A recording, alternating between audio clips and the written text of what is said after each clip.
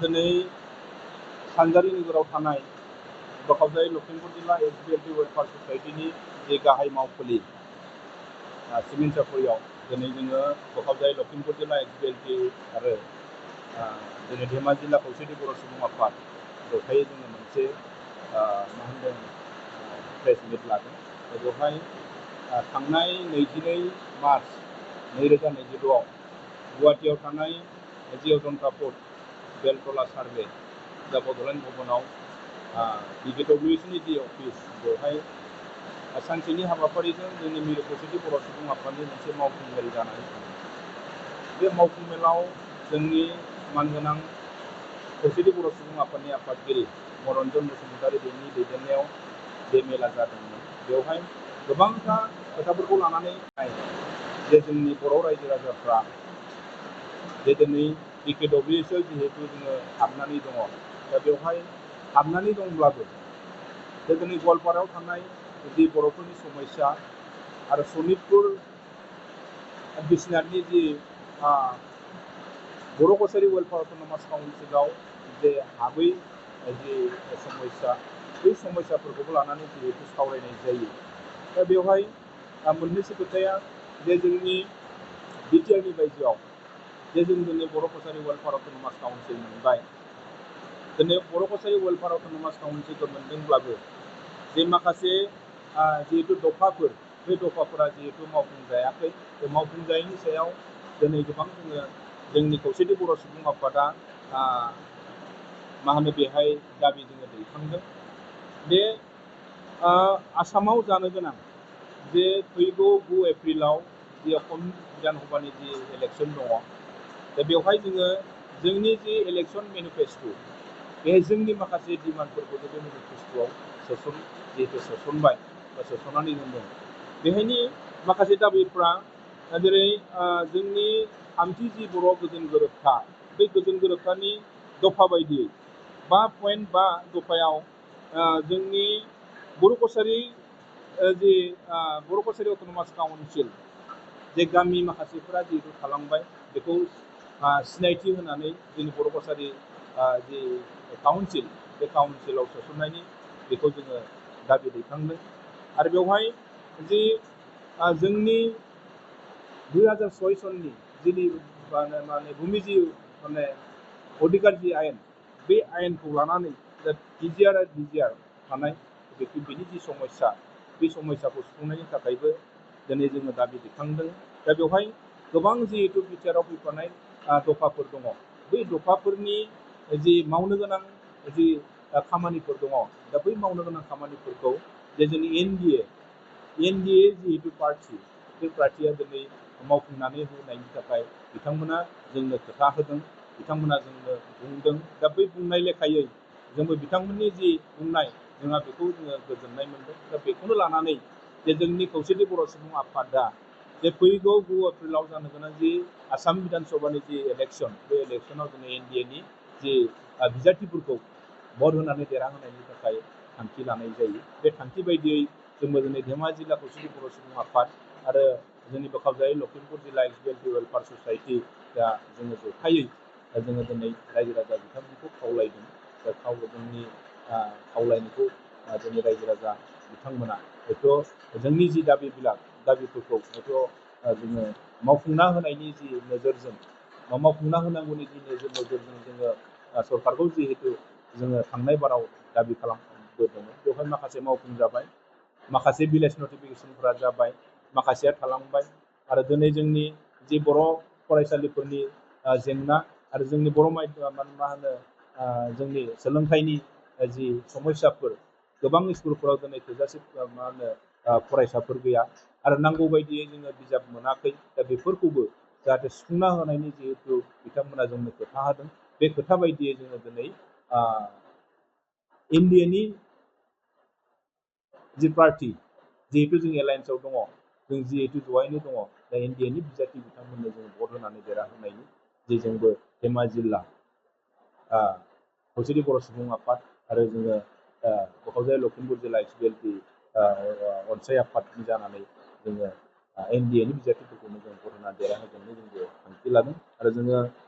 बुंनांगोन बे थांनाय 5 बोसोराव जे जोंनि बिजेपि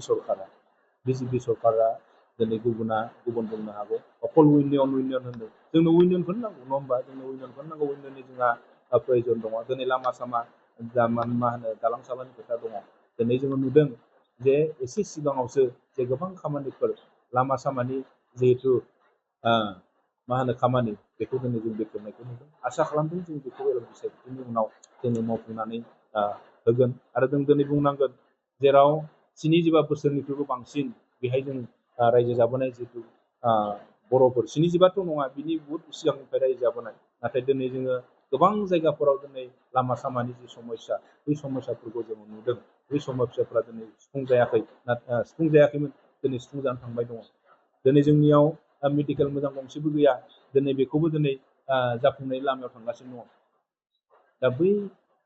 जे इउनियनफोर बे जे डेभेलपमेन्टफोर बे डेभेलपमेन्टफोरखौ नायनानै जोङो दिनै एनडिएनि जि पार्टिफोरखौ एनडिएनि जि बिजाथिफोरखौ एनडिएनि जि केन्डिडेटफोरखौ जोङो भट होनानै देरहाहोनायनि जि थांखि लादों दा जों बुंनांगोन जोंनि जनाय जि बिधान सभायाव जे जोंनि सासे मा होनो जोङो इयं जि बिजाथि भुबन पेगु गोनां बिथाङा जोंनि जनाय 80 जनाय बिधान सभा समष्टिनि सासे बिजाथि जोङो दिनै बिथांनि जि मावनाय बे मावनायखौ जोङो मोजां नुदों बेनिखायनो जोङो आसा खालामदों जे फैबाय थानाय जि 9 अक्ट'आव जानो गोनां जि बिसायख'थि बे बिसायख'थियाव जाहाथे बिथांखौनो जों भट होनानै देरहाहोयो आरो जोङो खावलायखागोन बे समाव जुदि बिथांमोना जोंनि भटखौ लानानै देरहानायनि उनाव जोंनो जुदि खामानि मावनानै होआबा फैगौ 5 बोसोराव जोंबो बेखौ ओरैनो नायनानै थानाय नङा दा बेनिखायनो जों खावलायगोन जोङो बे समाव खावलायदों बिथांखौ जाहाथे जोंनो 5 बोसोराव जोंनि जि दालां दैमा दैसा जि दालां लामा कमिउनिकेसन जि दङ बेखौ जाहाथे मावफुंनो हायो आरो बेवहाय जोंहा गोबां दफा माने दिमान्डफोर जों होदों जे आं एसे सिगाङावनो बुंनाय बायदि जे BKWSआव थानाय जे थाबैनो अधिसूचना जारि खालामनानै नङा होमबा अधिसूचना जारि खालामनानै दक्षिण कामरुप आरो गवालपारा जिल्लायाव थानाय जि बर' गामिफोर बेखौ थाबैनो जोंनि BKWSआव सोसननायनि खोथा बेखौ मोनसे डिमान्ड होदों आरो 3 नम्बर जि दफा बेवहाय सनितपुर आरो बिश्वनाथ जिल्लानि गामिफोरखौ BKWSआव जायफ्रा थालांबाय बिटिआरआव जायफ्रा हाबलाङासै बेखौ जोंनि BKWSआव सोसननायनि थाखाय जोङो दाबि होदों दाबि दैखांदों आरो 4 नम्बर दाबियाव दङ जोंना BKWSनि माने समष्टिया BKWSनि समष्टिया गासै 36टाल' समष्टि दा बेखौ 40टा खालामनांगौ होननानै जों मोनसे डिमान्ड होदों 36आथ' दिनै समष्टिया जाबाय नाथाय 40टा बेखौ माने 36निफ्राय 40टासिम लांनांगौ होननानै जोङो बेखौ डिमान्ड खालामदों आरो बर' कसारि वेलफेयार अट'नमास काउन्सिलखौ जोङो थाबैनो इलेक्सन फाथिनांगौ होननानै डिमान्ड होदों अधिसूचना जारि खालामखांनायनि उनाव बा गामिफोरखौ अन्तर्भुक्त खालामखांनायनि उनाव थाबैनो बेखौ इलेक्सन फाथिनानै होनांगौनि थाखाय जोङो डिमान्ड दैखांदों बिनि उनाव 6 नम्बर जि माने डिमान्ड बे BKWSआव थानाय जे BKWS जि नामाकरन बा मुं बर' कसारि वेलफेयार अट'नमास काउन्सिल दा बेखौ BKSE माने बर' कसारि अट'नमास काउन्सिल खालामनानै होनांगौ होननानै बेखौ मोनसे डिमान्ड खालामदों माने वेलफेयार होननाय लोगो लोगो मोनसे डेभेलपमेन्ट काउन्सिल बायदि एसे मोननाय बायदि मोनो खिन्थु डेभेलपमेन्ट काउन्सिल नङा बियो फुरा मोनसे अट'नमास काउन्सिल दा बेनिखायनो बेखौ जोङो डब्लिउखौ दाननानै जे BKSE बर' कसारि अट'नमास काउन्सिल खालामनायनि थाखाय डिमान्ड होदों आरो 7 नम्बराव होदों SOPDनि जि माने रां बेखौ बारायनानै होनांगौ होननानै बेहाय डिमान्ड होदों गासै बेहाय 19टा डिमान्डफोर दङ बे 19टा डिमान्डफोरखौ लानानै जोङो बेहाय गोबां माने मा होनो डिमान्ड होदों बिटिआर सुक्तिजों फैनाय जि 10.1 बि दफा बे जिहेतु माने पेकेज बेखौ जोंनो बर' कसारि वेलफेयार अट'नमास काउन्सिलनोबो होनांगौ होननानै जोङो बेहाय डिमान्ड दैखांदों दा बेयाव जोंना गोबां डिमान्डफोर दङ आरो मोनसे डिमान्डआ दङ जोंनिया जे बिटिसिनि बाहेराव 50,000 सेंग्रा सिख्लाफोरनो